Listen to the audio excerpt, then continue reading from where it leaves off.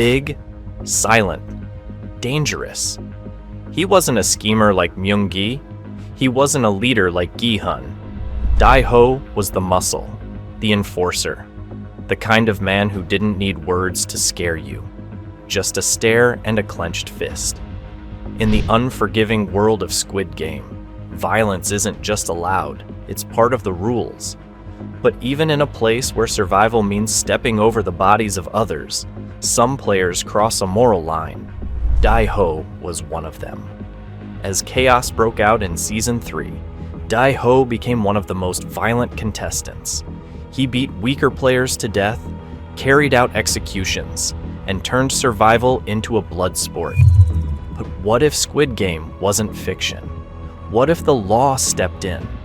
If a court looked at what Dae Ho did, not as a player in a deadly game, but as a man who killed, would he face prison? And if so, how long would he be locked away? Let's break it down. Dae Ho wasn't given much dialogue in Squid Game, but actions speak louder than words. And his actions? They were terrifying. Tall, muscular, and physically dominant, Dae Ho was introduced as a quiet, lurking threat. He didn't talk much. He didn't need to. His presence alone sent chills through the arena. It quickly became clear that he wasn't just there to play. He was there to win at any cost. From the start, Dae Ho aligned himself with Myung-gi, a manipulative, ruthless crypto scammer who used charm and strategy to climb the ranks. Myung-gi needed someone to enforce his plans, and Dae Ho became the hammer. As the competition intensified, Dae Ho stepped into the role of executioner. He eliminated threats, attacked other players without provocation, and used overwhelming strength to dominate physically weaker contestants. By the time the final rounds approached, Dae Ho had become one of the most feared players left in the game, and for good reason. He had already killed several people with his bare hands. But behind all that rage and strength, was there any remorse? Not once did Dae Ho hesitate. Not once did he flinch. And that's why his legal punishment would be severe. Let's list the crimes Dae Ho committed throughout Squid Game, Season 3, and analyze them as if they happened in the real world. Multiple murders. Dae Ho is directly responsible for at least 4 brutal killings. He smashes a sleeping player's head during the night raid. He chokes a contestant to death during a team game, long after the threat had ended. He helps Myung-gi execute 2 unarmed players during a supply raid. Physical assault. He breaks bones, knocks out teeth, and leaves other players seriously injured, not as part of a challenge, but to intimidate and control. Conspiracy to commit murder. He works with Myung-gi to pre-plan attacks on specific players. These aren't spontaneous, they're strategic. That makes them conspiracy. Threats and coercion. He corners contestants, denies them food or space, and intimidates others into submission. While not physically violent in every case, this behavior falls under criminal intimidation in South Korean law. These aren't just part of the game. These are deliberate, premeditated acts of violence. If the setting weren't fictional, Dae Ho would be a serial offender, and the courts wouldn't take that lightly. Under South Korean law, Dae Ho would face the full weight of the criminal act, especially under Articles 250, 257, and 114. Let's break those down. Article 250, Murder. Anyone who kills another person shall be punished by a minimum of 5 years, up to life imprisonment or death penalty. Because Dae Ho killed multiple people, he could be charged for each count. Article 257, Bodily injury. Assault inflicting. Serious harm on others is punishable by up to 7 years in prison, depending on the injury. Repeated offenses increase the sentence. Article 114, Criminal conspiracy, chatschirs, group violence, participating in organized violent activity, like planning attacks with Myung-gi, can result in enhanced sentencing, adding 3 to 5 years per incident.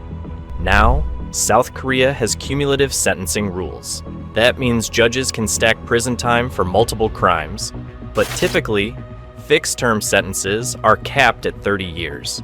Anything more than that, and the court is likely to issue a life sentence instead. Another note, South Korean courts weigh intent, remorse, and social harm. Dae Ho killed multiple people intentionally, showed no remorse, used his physical power to terrify weaker contestants.